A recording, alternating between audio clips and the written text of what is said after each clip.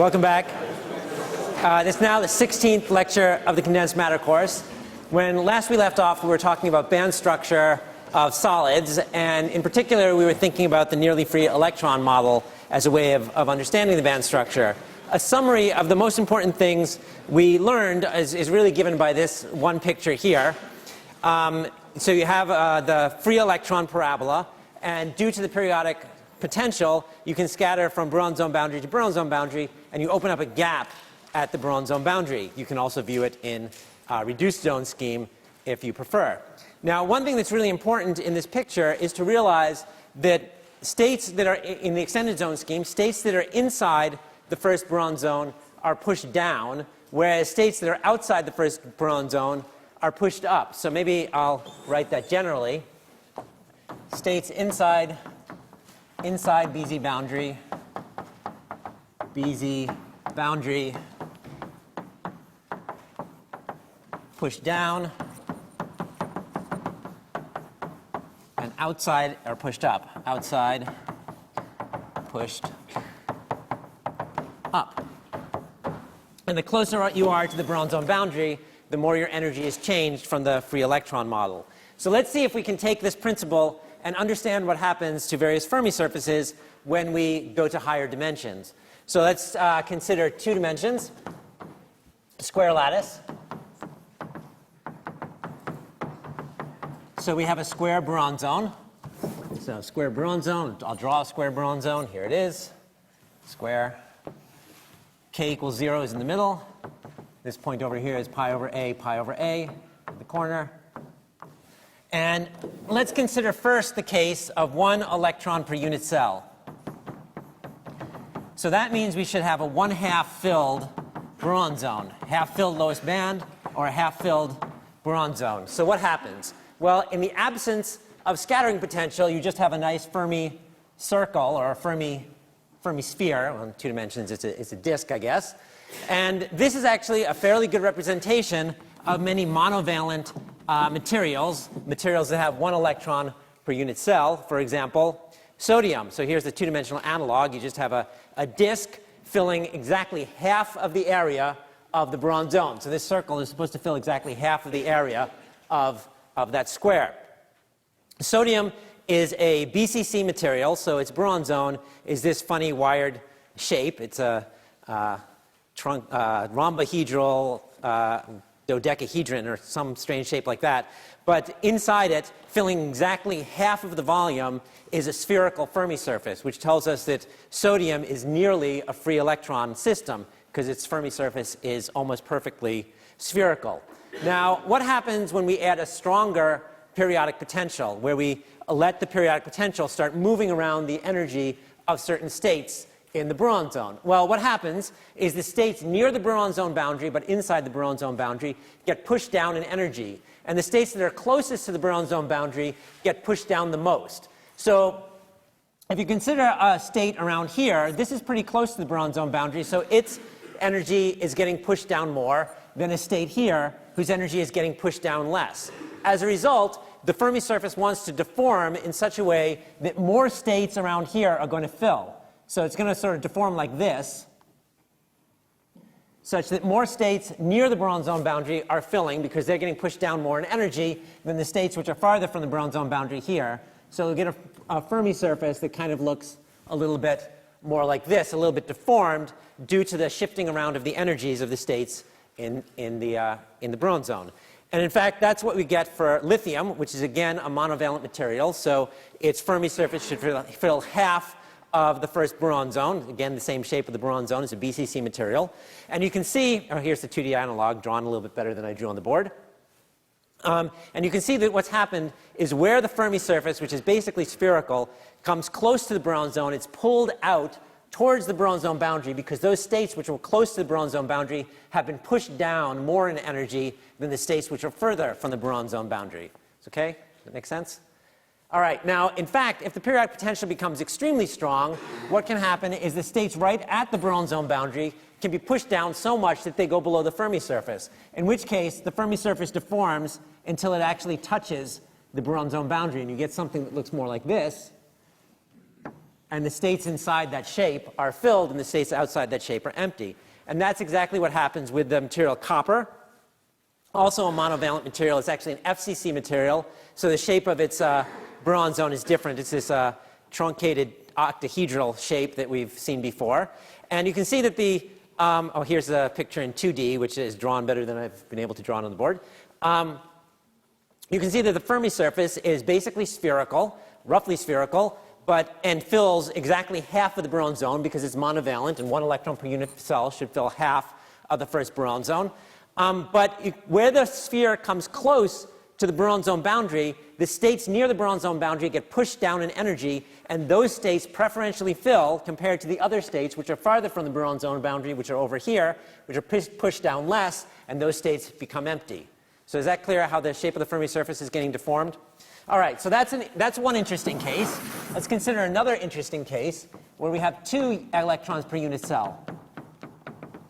So here, 2 electrons per unit cell. Again, we have the boron zone. Here's K equals 0 in the middle. Now, in the absence of a periodic potential, again, we should just have a Fermi circle, or a Fermi disk, I guess, whose volume is exactly the same as the first boron zone. So area, in this case, equals the same as boron zone, BZ area. If there's no periodic potential, then of course the boron zone doesn't matter. There's no periodicity at all. You don't have to pay attention to the boron zone. You just get a perfect circle. However, if the periodic potential is strong, then what happens is all the states inside the first boron zone are all pushed down in energy. The states outside the first boron zone are pushed up in energy. And instead of having a Fermi circle, what you get is you fill the entire first boron zone and you empty the entire second boron zone. You get a filled band and a gap and an empty band. The gap opens up so much that all the states in the first boron zone are lower than all the states in the second boron zone. You get a filled band, a gap, and an empty band, and you get an insulator. So these are the 2 possibilities. With no periodic potential, it's a perfect circle, which you can view, if you like, as filling part of the first boron zone that's inside the square and part of the second boron zone that's outside the square. With a strong periodic potential, everything in the boron zone is pushed down in energy, so everything fills in the first boron zone, filled band, then there's a gap. Everything in the second boron zone is pushed up in energy, so there's a gap between the filled band and the empty band, and so we have an insulator. Okay, so that's the simple part of it. The more complicated part of it is what happens when the periodic potential is weak, or intermediately strong. In that case, what happens is that some of the states in the first boron zone are pushed down in energy, and some of the states they're all pushed down, but they're only pushed down a little bit, so only some additional ones fill. So the ones that are sort of lowest in energy that haven't been filled are states here. So these states will start to fill in addition to the states that were already filled, and some of these states will start to fill in addition to the states that were already filled. Some of these states up here and so forth. And we'll start filling in the corners that we haven't filled in already. But if the potential isn't sufficiently strong, we won't fill in the entire first boron zone. We'll leave a couple of states in the corners which are empty. Here, still empty, still empty. And the reason these states in the corners are the ones that are still empty are because these are actually the highest kinetic energy states in the first boron zone. They're the farthest from K equals 0. So those should be the last ones to fill. Because they have the highest kinetic energy, they would have to be pushed down the most before they go below the Fermi surface. Similarly, in the second boron zone, all the states are pushed up in energy. The ones that remain filled are the ones with the lowest kinetic energy, these little slivers here. Everyone else empties, but these little slivers remains filled. So, okay, so now I have a picture of it, which is better drawn than I can draw. So it will look something like this. Most of the first boron zone is filled. The corners are empty because those are the highest kinetic energy states in the first boron zone. Most of the second boron zone is empty, except these little slivers here, which remain filled because those are lowest kinetic energy states that are closest to K equals 0 in the second boron zone. So this is still a metal. It still has a Fermi surface, a point where the empty states meet the filled states within the boron zone, so it's still a metal. Here you can have low energy excitations. Now, the way this is typically drawn is to view each band one at a time, or each boron zone one at a time. So you just draw the first boron zone. You have this picture here. It's mostly filled with just some corners which remain empty. And the second boron zone, well, we draw it in reduced zone scheme. We can sort of translate everything back to within a single boron zone. So this piece here gets translated to over here by 2 pi over a. This piece here gets translated to here by 2 pi over a. This piece here is translated to down here. This piece here is translated to up there. This is the usual reduced zone scheme. You move everything over until it's all within a single square boron zone. And it would be only these little pockets that remain filled in the second band or the second boron zone. Okay? Now this may look a little bit unnatural, but this is in fact exactly what happens in many divalent materials with 2 electrons per unit cell. For example, calcium. Now, this may look a little complicated, but let me walk you through it. This is the actual Fermi surface of calcium. In the second band, so here's it's an FCC material, so it has this truncated octahedral shape. Here's the second boron zone, written in reduced zone scheme, so it looks exactly like the first boron zone. And you can see that what's going on is there's just these little yellow regions where electrons are still filled. They're just like these little pieces here peeking into the second zone, just little caps, little regions which still haven't quite been emptied. And these pieces are actually the lowest kinetic energy points in the second boron zone, just like these pieces here were actually the lowest kinetic energy points in the second boron zone. They were closest to k equals 0. They're in the center of these faces. Now, this picture is a little bit harder to parse, but to see what's going on here, the places which are transparent are where the Fermi surface has actually hit the boron zone boundary, and then it's not drawn. So this great big hole here is where the Fermi surface, where the electrons fill all the way until they hit the boron zone boundary. And the places where it's not filled all the way up to the boron zone boundary is where it's drawn yellow. So you see these little corners here, similar to these corners here along these edges. These edges are the points which are farthest from k equals 0 in the first boron zone. So k equals 0 is in the center. The places closest are all filled up, just like these are filled up all the way to the boron zone boundary. The points farthest are the points along these edges, and that's where it's painted in yellow, where the Fermi surface has not yet hit the boron zone boundary. Let me draw it a little bit bigger. There it is. So in fact, with calcium, even though it's divalent, it has 2 electrons per unit cell, it actually has two bands which are partially filled. The first band is partially filled or mostly filled, and the second band, although mostly empty, still has a couple of electrons in it, so it's actually metallic. Okay? So this is sort of the general structure of a lot of bands in many materials. So for this lecture and for a couple of the next lectures, we're going to talk an awful lot about band theory and the ramifications of band theory and the physical things that you can deduce about actual materials by thinking about band theory. And remember that what we're doing in band theory is we're giving energies to every crystal wave vector in the boron zone, and we know that these crystal wave vectors actually correspond to modified plane waves, or what are known as Bloch wave functions in Bloch's theorem. And this is a very good way to describe the physics in many of these materials, thinking in terms of these modified plane waves. But actually, we should be warned that there are some failures of band theory. And we'll discuss some of them now, and just briefly, and then sort of in the last couple lectures of the term, we'll come back and talk about some of them again. Band theory. So just to be aware that these exist. One major failure of band theory is that sometimes, although maybe rarely, monovalent materials, valent unit cells, can be insulators. And according to band theory, that should never happen, because if you have a monovalent or a trivalent unit cell, if you ever have an odd number of electrons per unit cell, maybe I should say odd valent in general, odd valent, any odd valent unit cell can be insulators in general.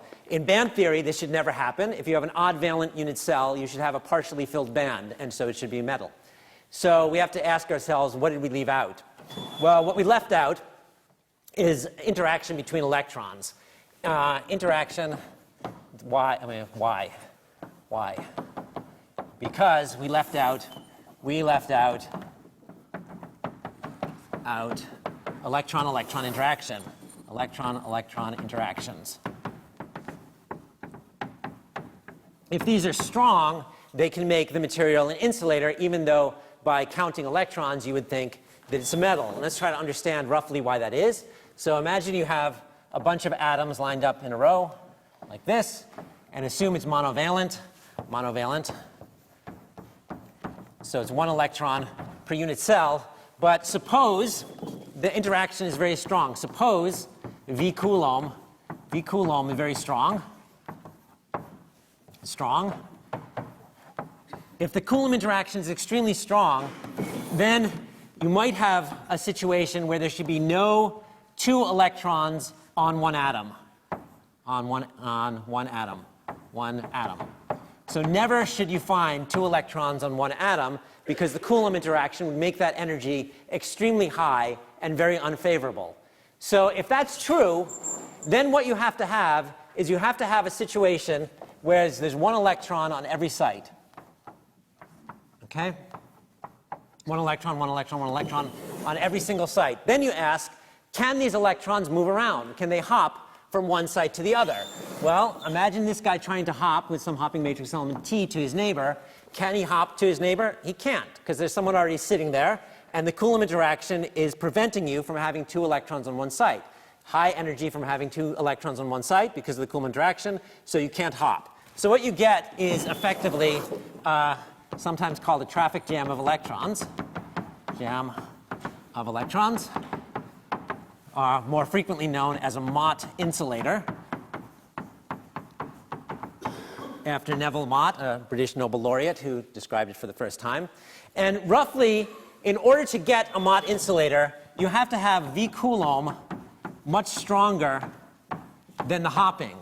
And sort of understanding why this is. Remember, the reason electrons hop and form planewaves is because they can lower their kinetic energy by spreading out their wave function from one site to another. This is the usual Heisenberg uncertainty. If you can spread out your wave function, you can delta x, delta p, you can make delta p lower, and then you can make your kinetic energy lower. But so the electrons want to spread out because of the hopping. How much does it lower its energy? It lowers its energy about T if it hops from one site to another, if it's allowed to spread out its wave function. But if the Coulomb interaction is much, much stronger than the hopping, then the electron would gladly sacrifice the amount of kinetic energy it's gaining by forming a plane wave in order to prevent itself from ever sitting on a site where there's already another electron. In which case, it will set up one of these. It's a very classical picture of just 1 electron sitting on each site, and there's no quantum mechanics has to be considered at all. It's just 1 electron on each site, and it's an insulator because no one can move, because no one wants to sit on the neighboring site because there's already an electron there. Okay? So this effect is completely left out of band theory, and so it's kind of a failure of band theory, and at the very end of the course, we'll come back and analyze this again. A second failure of band theory, failure number 2, is magnetism. Such as, or maybe I'll say ferromagnetism, which we haven't defined yet. Materials such as iron, where the number of upspin electrons is greater than the number of downspin electrons, or maybe it's not equal to the number of downspin electrons. You can have a different number of upspin and downspin electrons, a non-zero magnetization, even in the absence of external magnetic field, even when B equals 0. B external equals 0. B external. And this is something that should never happen in band theory. In band theory, you should fill up both the up electrons and the down electrons to the same Fermi energy. If they were filled up differently, you could save energy by flipping over some up electrons and turning them into down electrons and leveling out the 2 Fermi surfaces. It would save you kinetic energy to do this.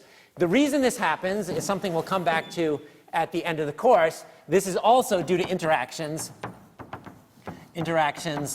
plus quantum mechanics, plus quantum. And it's totally outside of of traditional band theory, where we're treating only plane wave states, and energies of up electrons and down electrons should be treated on even footing. Okay? So these are things that we should just keep in the back of our head, the places where band theory is going to fail. Okay? But for most materials we're going to think about, band theory is a very good way to think about it. So we're going to go ahead, blaze on with band theory, and see how much we can understand about materials by thinking in this band theory language. So the first thing we're going to think about in band theory is optical properties of solids in band theory via band theory.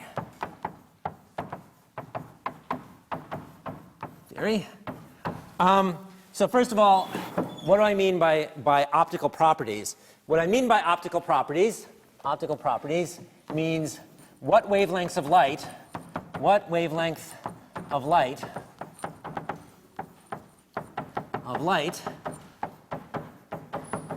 is absorbed, transmitted, or reflected. Transmitted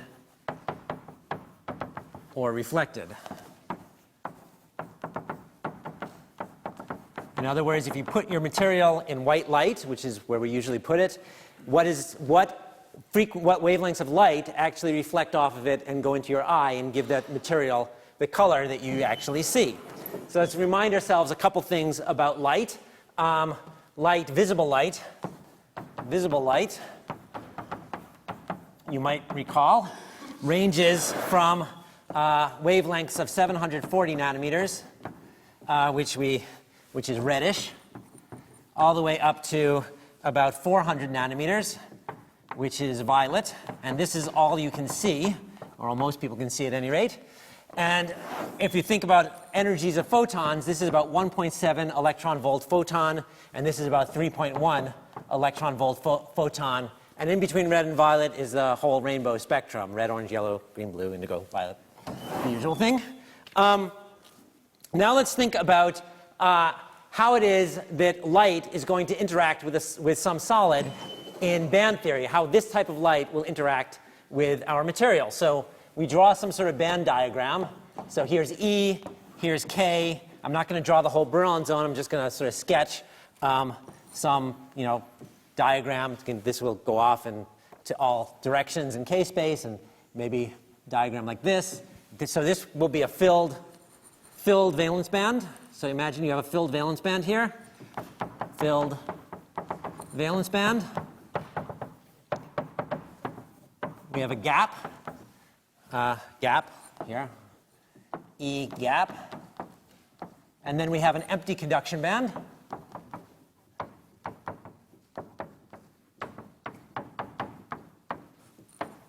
Maybe I should define what I mean by E gap generally. So E gap equals min conduction band energy,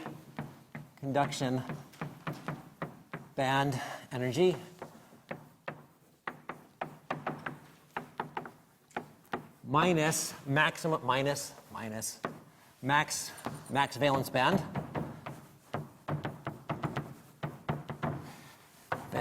energy.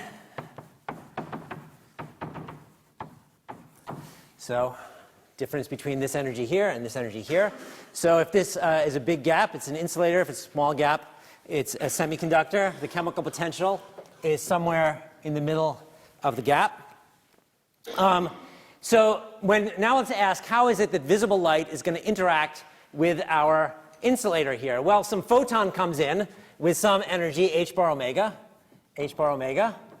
And if that photon energy is bigger than the gap, then it can excite an electron out of the filled valence band up to the empty conduction band. It absorbs the electron, and that energy is taken up by the transition between the low energy state and the high energy state. Sorry, did I say it absorbs the electron? It absorbs the photon, and the electron, it gets excited from by jumping up from the filled valence band up to the empty conduction band. So what this means is that an insulator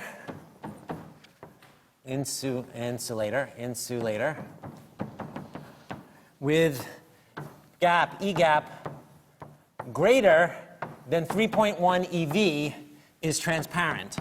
Why is that? Transparent. Well, if the gap is greater than 3.1 eV, then any photon you can see, any visible photon, does not have the energy to excite an electron to from the valence band to the conduction band. Okay? That's the key point. If the photon doesn't have enough energy to excite the electron between the two bands, then basically the photon can't interact with the electrons at all. The photon just has no choice but to just go completely through the solid without interacting at all, because it can't make any of these transitions. So we know plenty of materials like this, where the gap is greater than 3.1 eV, and therefore they look transparent. Diamond, quartz, window glass, although it's not crystalline, alumina, gallium nitride, all these materials which are transparent, they have energy gaps greater than 3.1 eV. Now, if you have a smaller band gap, smaller gaps, smaller E gap, then light is absorbed, only photons with h bar omega greater than E gap can be absorbed.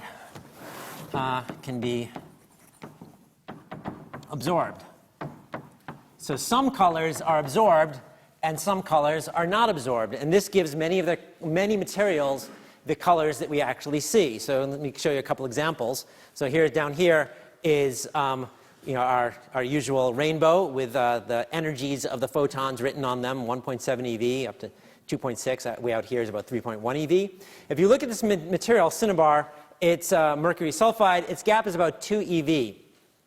And this material looks red because all frequencies except for red has low enough frequency that it cannot make any of these excitations, so that the material is transparent to red. Its frequency is lower than E gap, so it must go through, whereas other frequencies are just absorbed. So the material looks red because the light coming through that material is red. All the other light frequencies have been absorbed. If you look at this material, Realgar, it has a slightly larger gap, 2.4 eV, well, all the way out here. And it looks a little bit more orange because the red, orange, the yellow, and even some of the green gets through the material. And all the higher frequencies, the blues and the violets, do not get through the material. They get absorbed. So this actually ends up looking kind of orange. Now, you might say, well, how come it doesn't look a little bit more green than orange? But it's a little bit more complicated. You have to sort of average over all these colors that get through. So the middle of the colors that get through is somewhere around orange, and plus there can be some other effects going on. But roughly the reason this looks orange is because the blues and the violets have been absorbed, and the colors that actually go through without making any excitations and without getting absorbed are the reds and the oranges. Similarly, sulfur has an even larger gap still, 2.6 eV, and now the color that you see is pushed even farther out. It looks more yellow because the reds, the oranges, the yellows, some of the greens, and even a little bit of the blues get through that material, and so it sort of on average looks kind of yellowish. The violets have not gotten through, okay, that they've been absorbed.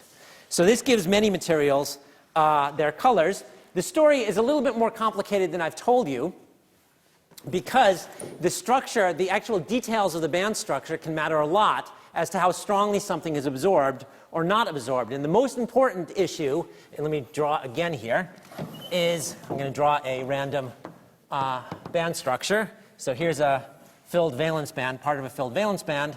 Now you could have a conduction band here that looks kind of like this, like that.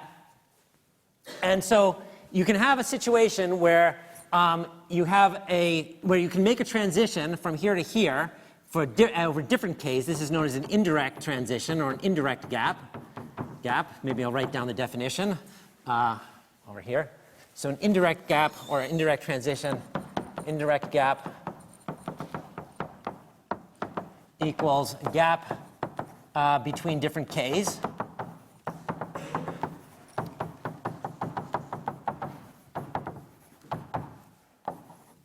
And then you can have a direct transition like this. This is known as the direct gap.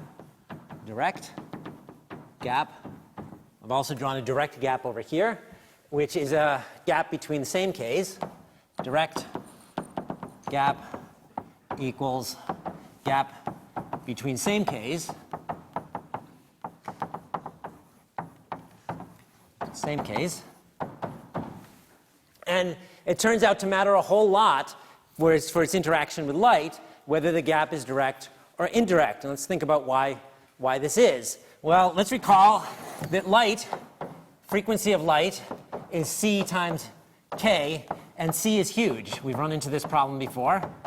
So if we're trying to conserve both energy and momentum by absorbing a photon, the photons, for any reasonable frequency that's not like X-ray frequency, for any light frequency, if you put in a light frequency here, k is tiny. Okay?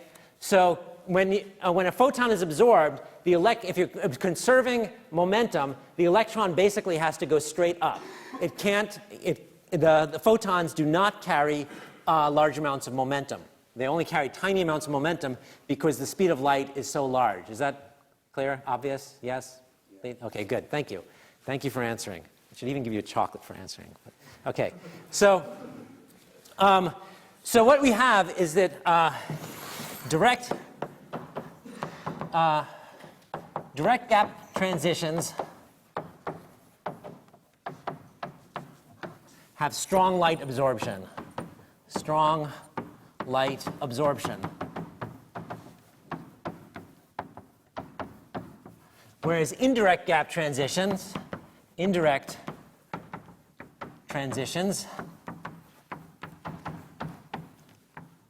are very weak absorption. Now you might wonder, weak absorption, why it is we get any absorption at all with an indirect gap transition. Okay, there's a couple of reasons. You might think if you have to conserve energy and momentum, if you can't conserve energy and momentum, there should be no absorption at all. But in fact, there's more complicated ways where you can conserve energy and momentum. For example, you can get one photon in, goes to one electron excited plus one phonon excited.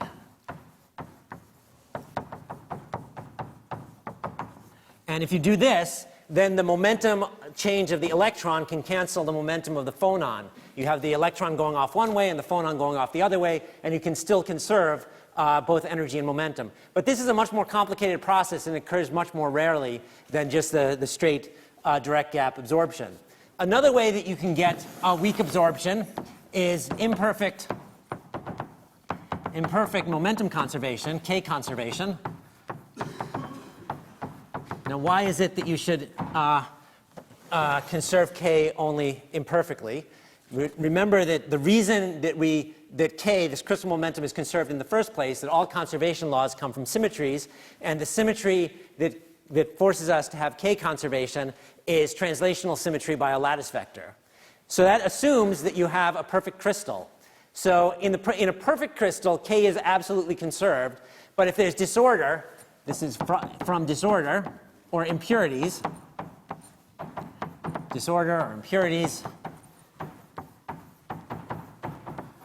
from disorder and impurities, then K is not perfectly conserved anymore because the system isn't translationally invariant anymore.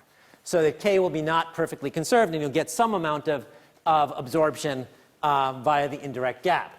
So the actual physical absorption as a function of energy, so h bar omega here, here's absorption. This is going to be a very cartoon. I'll write cartoon on it. That when you get to the frequency, which is the indirect frequency, if there is an indirect transition frequency, it could be the case that the lowest energy excitation is direct, in which case, this just occurs when you get up to that frequency, and at any higher frequency, you'll get this plus other things as well. But if the indirect, like that picture there, if the indirect gap frequency is lower, you'll get weak absorption at the indirect frequency, weak.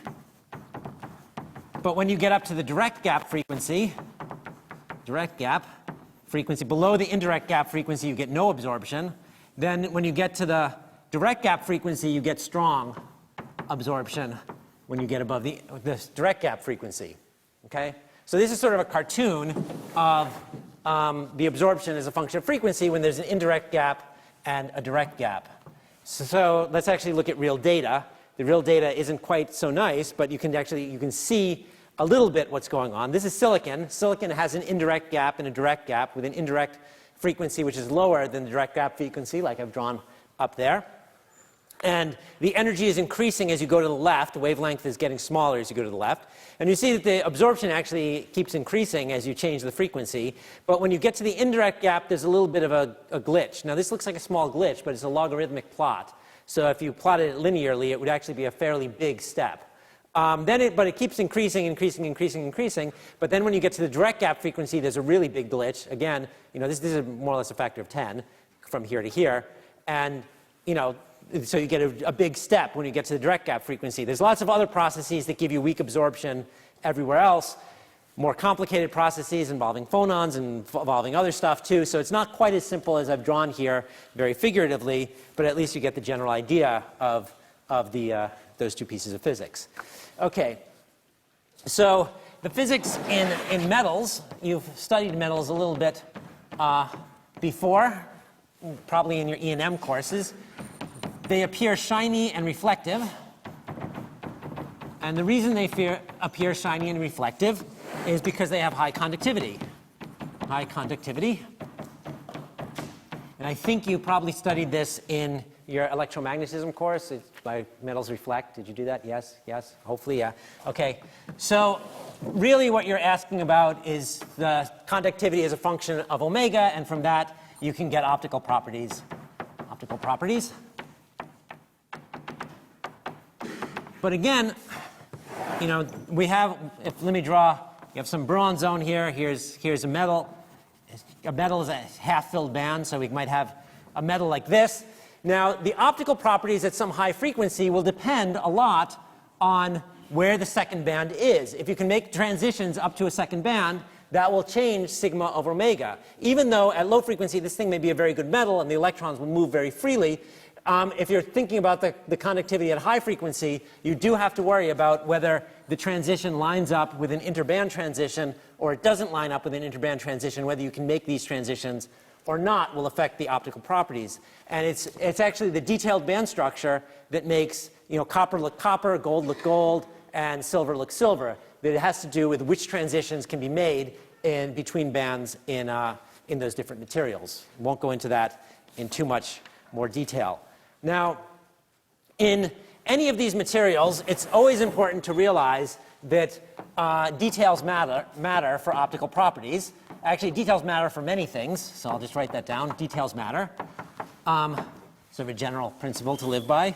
One detail that matters a lot is the surface. When you look at a material, you see the surface of the material. And very frequently, the surface of the material is not like the rest of the material for one reason or another. A really good example of that is a material like sodium. Sodium is a really good metal. But if you look at its surface, here's a chunk of sodium. The surface of sodium looks kind of gray. It's not reflective. Why is that? Well, because you're not actually looking at sodium. You're looking at sodium oxide. You put the sodium out on the table. Within about an hour, the oxygen in the air has attacked the surface of the sodium. It's formed sodium oxide. Sodium oxide is an insulator, so you're actually seeing a thin layer of insulator on the surface. In this picture, the sodium has been cut in half to open up a metallic surface. And so for about an hour, that surface will look metallic, and then after an hour it will look gray again because you're forming an oxide layer on top of it. So the surfaces matter an awful lot. Frequently the surfaces are not like the rest of the material. Another thing that matters an awful lot is impurities. And we'll discuss impurities a lot in the next lecture as well, or maybe at the end of this lecture if we have time. But for the optical properties, let's imagine we have, okay, here's a empty conduction band, empty conduction band, and then here we have some filled valence band, filled valence band. And that's what our insulator or semiconductor would look like in the absence of impurities. But if I add some foreign impurities into the material, it can actually add eigenstates in the middle of the gap at energies that are somewhere in the middle of the gap. So these are impurity eigenstates. Due to the presence of the impurities. In the absence of those impurities, this material might be transparent if it has a big gap. But when the impurities are there, then you can make some number of transitions of some frequency up to the impurity and back, so that you can get certain colors, modifying the transparency of your material. So even with a weak, very small number of impurities, this can make a huge difference. So here's a classic example: is the material diamond, which everyone's familiar with. Diamonds are gold's best friend, or whatever the phrase is. Wasn't that a James Bond movie or something? Anyway, diamonds are forever. What was the James Bond? Anyway, never mind.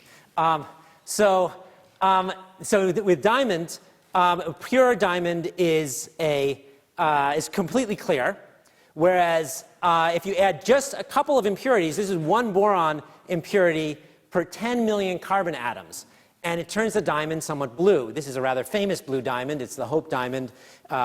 Estimated value of $250 million. It's sitting in the Smithsonian Museum in Washington. It's also supposed to have a curse associated with it, so don't go try to steal it. It's very bad for you or something. Anyway, if you add a nitrogen atom per 1 million carbons, it turns the diamond a rather yellow color. This is the Tiffany diamond, also highly valuable, owned by the Tiffany Company, and I believe it's in their store in New York. Estimated value, well, it's probably a lot more than 12 million now. It's a rather large, beautiful diamond, and it's coming entirely, the color of the diamond is coming entirely from impurities. Now, these diamonds were actually mined. They were dug out of the ground, out of mines. But in fact, in the modern era, we're very good at making materials synthetically in laboratories. You can make a perfectly good diamond with no impurities whatsoever in your laboratory. They're known as synthetic diamonds. They're a lot cheaper than mining them out of the ground. And if you want it to be blue, you just add boron. If you want it to be yellow, you add nitrogen. If you want it to be some other colors, you can make it pink. You can make it whatever color you want by adding the appropriate impurities that put it in the right impurity eigenstates. The advantage of the synthetic diamonds are, well, they're cheaper. They're actually they have fewer, you can design the impurities. You can put whatever impurity you want in it. You can keep the impurities out so it can be as pure as you want. And in fact, if you buy synthetic diamonds, you do not support any wars in Africa. So if you're planning on buying diamonds, please, somehow the diamond industry wants you to believe that somehow the synthetic diamonds are inferior to the natural diamonds dug out of a mine. It's totally not true. It's the same carbon. In fact, the carbon that you grow in your lab is probably a lot purer than the stuff you pull out of the mine. So buy synthetic diamonds. I don't own stock in synthetic diamonds, but full disclosure, I don't. Okay, so let's go on and start talking about what happens once you make excitations of electrons in materials. So again, here's energy. We'll draw the top of here's the top of a valence band, filled valence band. Top of valence band filled. And the bottom of a conduction band. I've drawn this as a direct gap material, but it could be indirect. It's not so crucial. And it's empty, conduction. Anyway, okay, and so there's some gap energy in between the two. And if I put in a photon in order to excite an electron out of the conduction band, out of the valence band to the conduction band, I then get an electron up here in the conduction band, but I get the absence of electron down here in the valence band. And that is an important thing to have a name for, which is known as a hole, also the name of a good rock band. Absence of electron in otherwise filled valence band.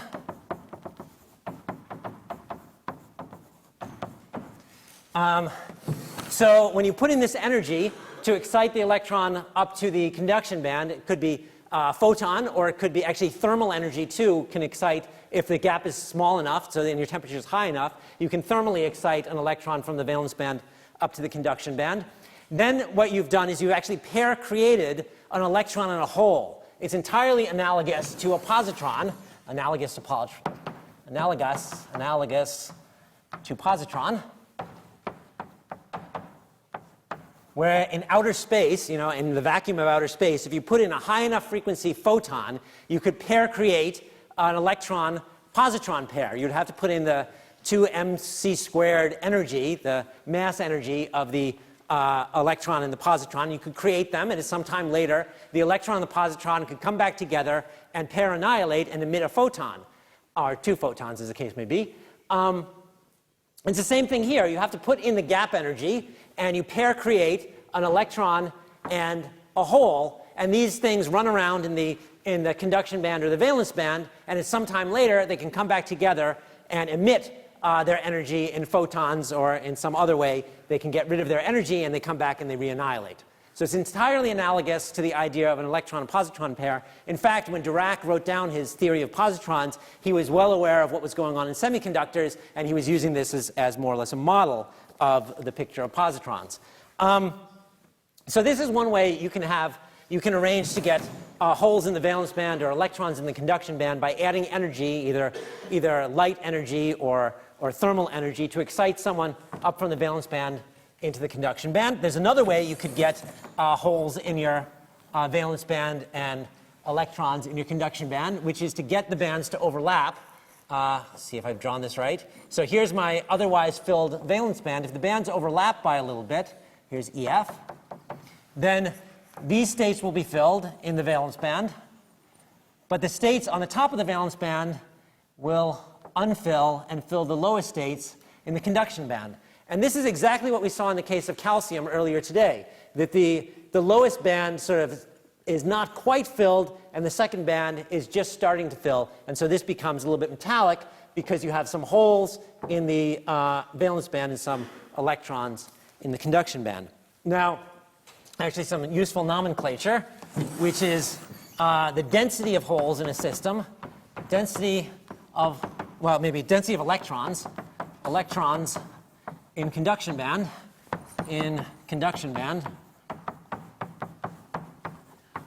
is usually called N, and it's called N actually for not for number, but for negative charge, N for negative, because the electrons have negative charge, whereas the density of holes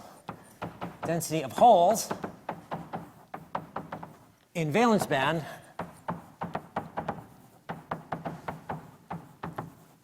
equals P.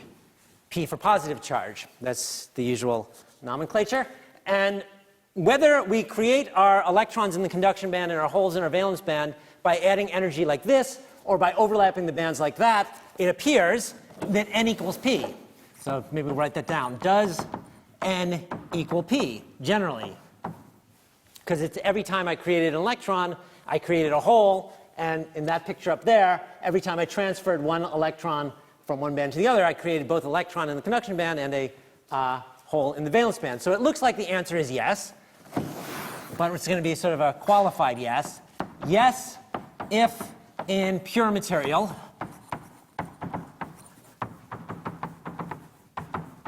no with impurities.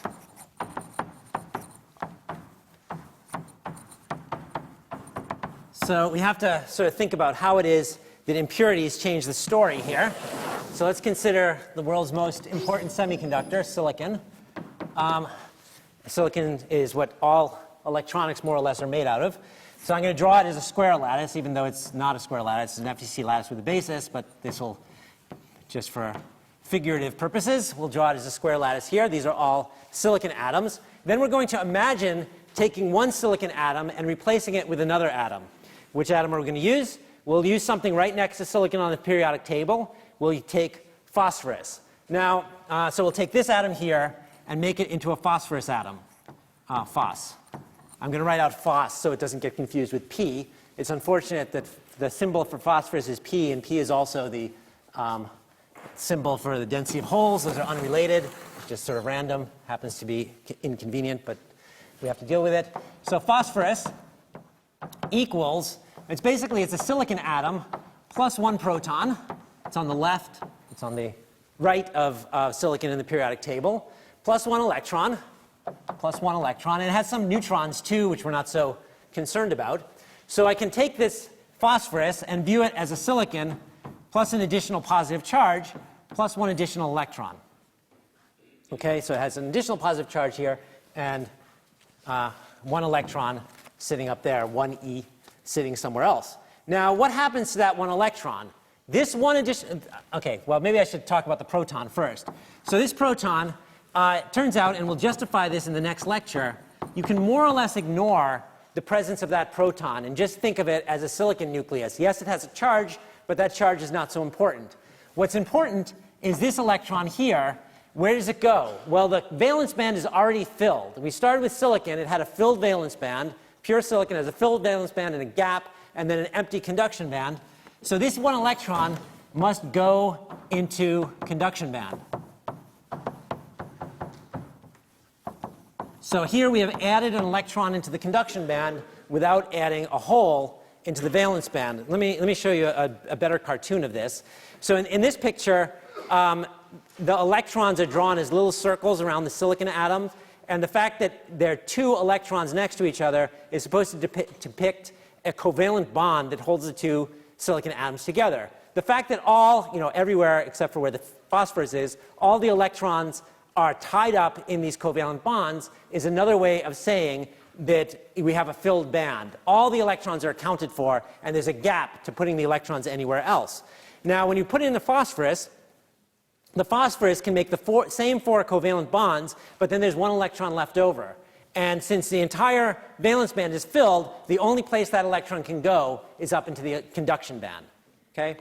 So that's what happens. You can do play the same game with a different dopant. Let's back up to dopants on the other side of silicon is aluminum.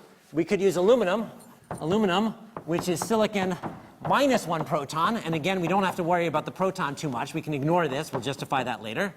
Ignore. And then it's minus one electron. So with aluminum, we're missing one electron that we need to fill the valence band. So this adds a hole. Adds a hole. And actually, let me draw okay, here they're using boron, not aluminum. Boron is right above aluminum in the periodic table, so it's chemically exactly the same. So it's the same story. Boron is trivalent. It can make 3 covalent bonds, but there's one electron missing in order to fill the entire valence band. So we're missing one electron. Let me just give a couple terms of nomenclature. I'm sorry I'm going over before we end. So phosphorus is known as a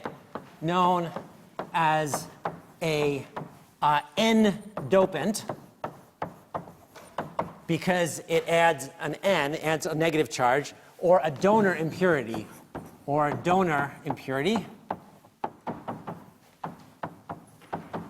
because it donates an electron, whereas aluminum or boron is known as p-dopant because it adds a hole, or an acceptor impurity because it accepts, or acceptor impurity, accepts an extra electron. And maybe I should define the word dopant before ending. So dopant is a general word which means a foreign chemical